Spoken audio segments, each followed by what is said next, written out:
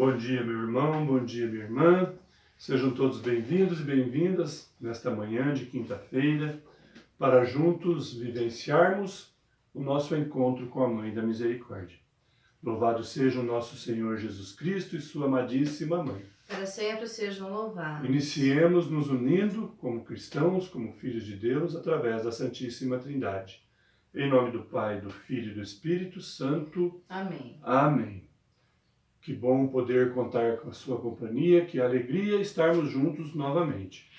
Para ficarmos mais aptos a ouvirmos a palavra de Deus e a entender os seus ensinamentos, rezemos juntos, peçando a presença do Espírito Santo em nosso meio, para que através dos seus dons nós realizemos as obras que agradam a Deus em nossa vida.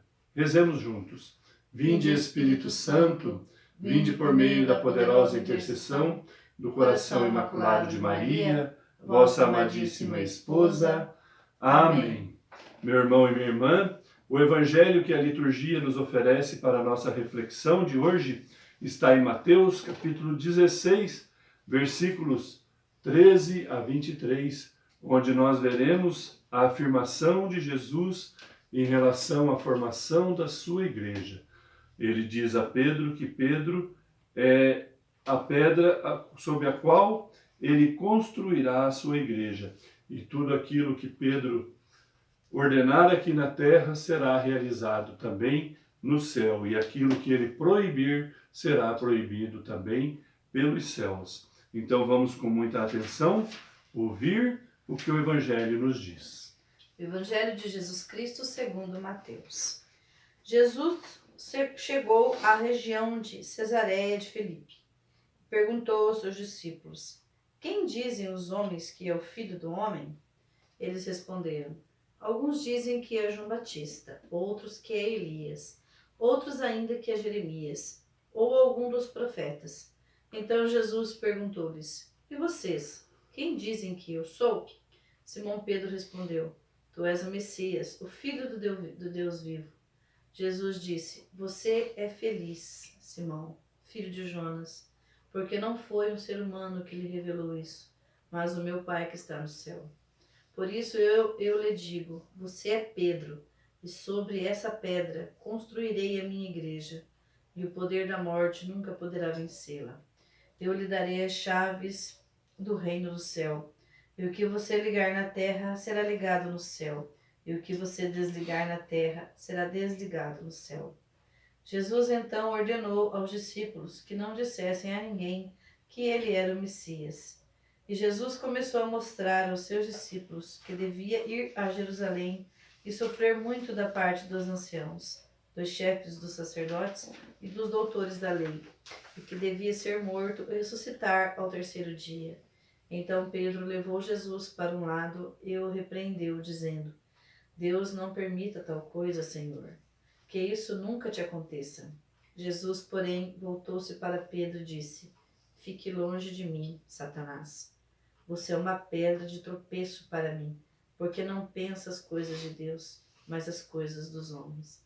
Palavra da salvação. Glória a vós, Senhor. Meu irmão e minha irmã, este evangelho é muito interessante na história da nossa igreja, por várias situações que aqui são apresentadas. Primeiramente, Jesus pergunta aos seus discípulos, quem o povo diz que ele é. Se Jesus perguntasse aos seus discípulos hoje, em relação a nós, o que os discípulos poderiam responder para Jesus que nós achamos que ele é em nossa vida? Qual a posição que Jesus realmente vive, realmente ocupa em nosso meio, em nossa vida, no nosso coração?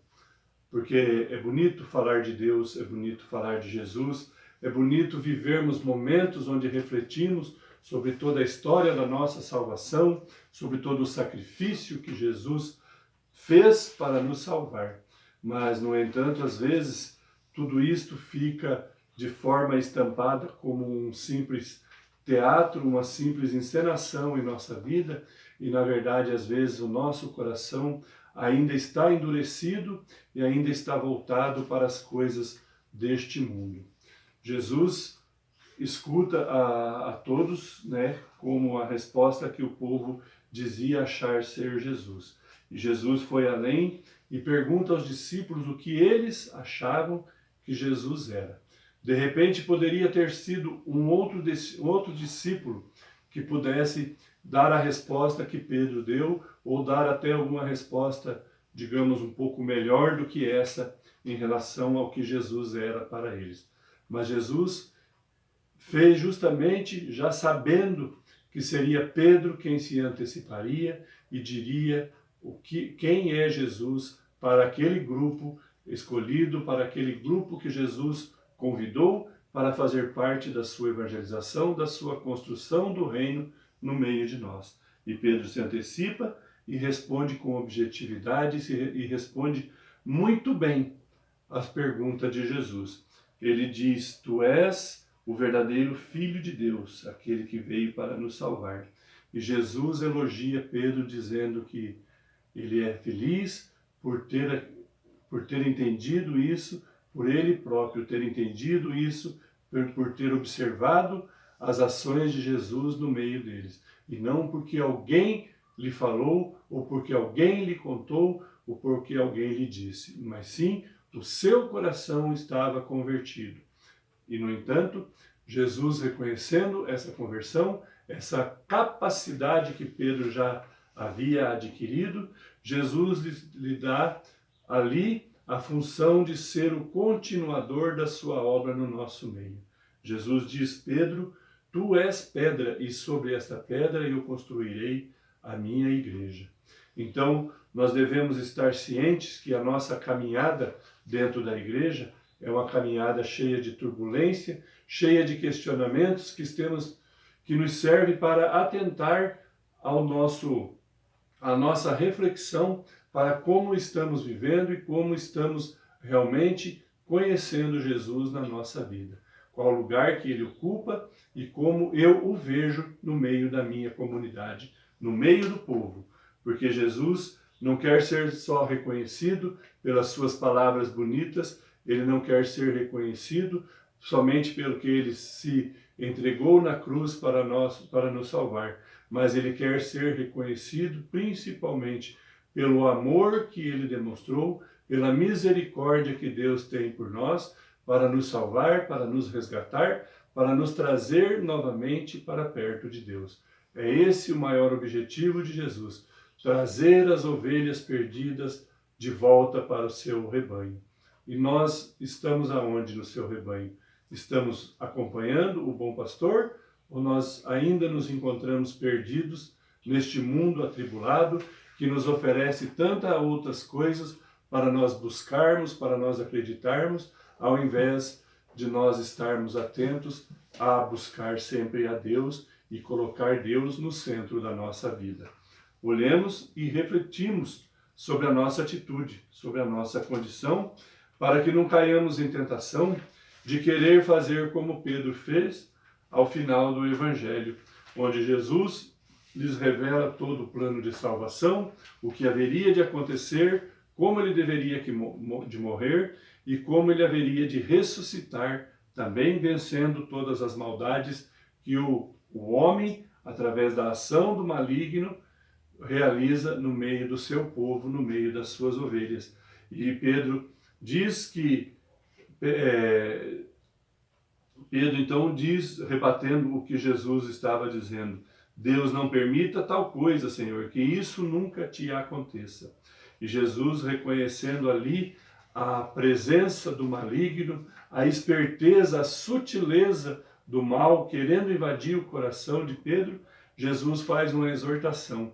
Jesus já impede que esse mal se aloje ali no coração e Jesus lhe responde: vai para longe de mim, Satanás, porque o que Pedro estava ali falando era a vontade dos homens, era a vontade daqueles discípulos que o amavam. E, no entanto, Jesus repreende dizendo que eles deveriam reconhecer primeiro a vontade de Deus, que a vontade de Deus seja realizada em nossa vida e a nossa não. É isso que nos levará ao encontro direto com Deus. Estar sempre atentos, sempre cuidando e zelosos pelos mandamentos de Deus, pelos ensinamentos de Jesus e partilhando do amor e da misericórdia que Ele também, como nosso Pai Criador, tem para conosco. Para daí sim, nós conseguirmos estar um dia junto com Maria, nossa Mãe da Misericórdia, junto com todos os santos e santas e com toda a legião de anjos no céu, desfrutando do banquete que Jesus foi nos preparar. E Maria sempre está intercedendo por nós. Maria sempre está junto de Deus, pedindo para que Deus olhe pelos seus filhos, olhe por aqueles que estão no caminho certo, para que eles não se desviem, e olhe principalmente para aqueles que já se desviaram, para que eles encontrem novamente o caminho rumo ao céu. Então, fiquemos sempre atentos e peçamos sempre a intercessão de nossa Mãe da Misericórdia, para não nos perdermos e sempre estarmos protegidos da ação do mal, essa ação que tentou levar Pedro a pensar diferente daquilo que Deus estava propondo para a nossa salvação. Irmãos e irmãs, convido você a rezarmos juntos agora a oração que Santa Faustina fez para a Mãe da Misericórdia. Maria, minha Mãe e Senhora, entrego-vos a minha alma e meu corpo, a minha vida e a minha morte, e tudo o que vier depois dela. Deposito tudo em vossas mãos, ó minha Mãe. Cobri a minha alma com vosso manto virginal e concedei-me a graça da pureza do coração, da alma e do corpo. Defendei-me com vosso poder de todos os inimigos, especialmente daqueles que escondem a própria maldade, com a máscara da virtude. Ó lindo lírio, vós sois para mim o espelho, ó minha Mãe. Amém. Meu irmão e minha irmã, obrigado pela sua companhia.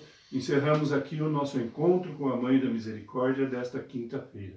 Fiquemos todos com Deus e que por intercessão de nossa Mãe da Misericórdia, Maria, a Virgem Santíssima, Deus Pai Todo-Poderoso abençoe as nossas famílias, abençoe a nossa casa, abençoe a cada um de nós, abençoe a nossa vida, para que sim possamos um dia, de acordo com a nossa caminhada neste mundo, recebermos o benefício de estar com Maria, com os santos e os anjos, no reino que Deus preparou para todos nós.